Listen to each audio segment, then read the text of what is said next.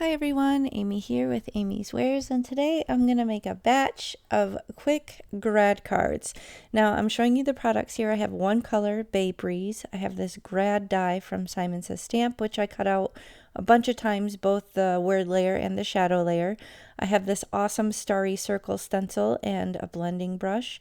And in a moment I'll show you a photo of the finished card, but I was able to batch 4 of them, which you'll see here, and I have a bonus card at the end, so do stick around for that. So this design is super simple. I needed a bunch of graduation cards quickly and I didn't have a lot of time.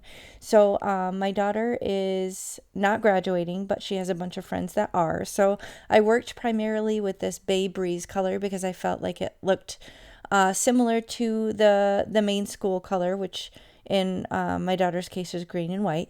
So I'm just using this one color, but in the bonus card, that's for someone from another school, and that's a different stencil. So stick around and I will show you the details on that. But look at that, super simple ink blending done. I'm working right on a card base, and then I decided to make the shadow layer the same green color. On this first one, you can see I pounced the ink pad, but that was just too dark and too messy. So I decided for the other ones to just do some ink blending.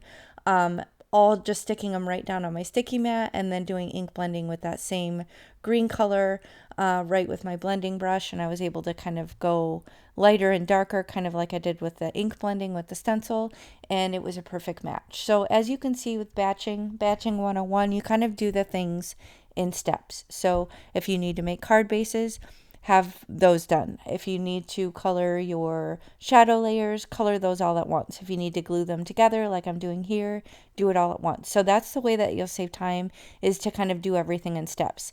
Now this is a way that I've been kind of applying glue to thinner die cuts.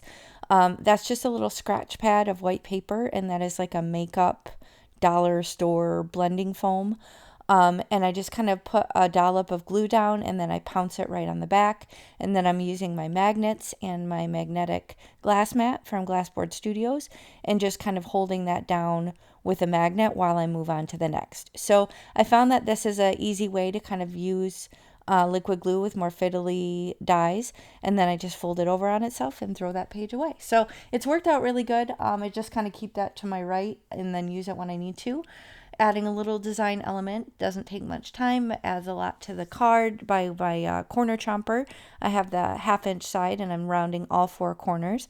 I feel like it works well with that kind of rounded star design.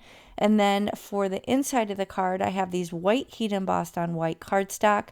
These are Positive Vibes by Ellen Hudson.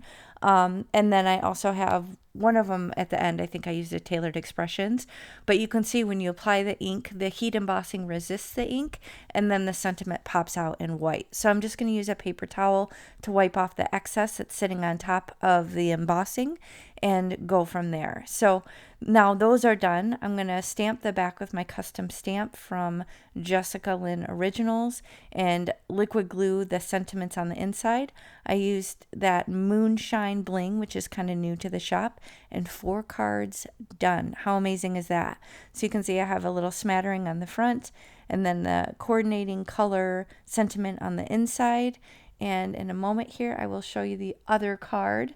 It was made with another stencil from the June release. This is called Starry Suns, and that was an orange and black colored school, and I didn't want to go super Halloween, so I went kind of muted and subtle. And then on the inside, of Tailored Expressions sentiment, still with that grad die, and boom, 5 cards done. So I hope these time-saving tips and tricks helped you. If you enjoyed this, please do hit the thumbs up and consider subscribing, and be sure to check out the rest of the awesome stencils in the shop for June.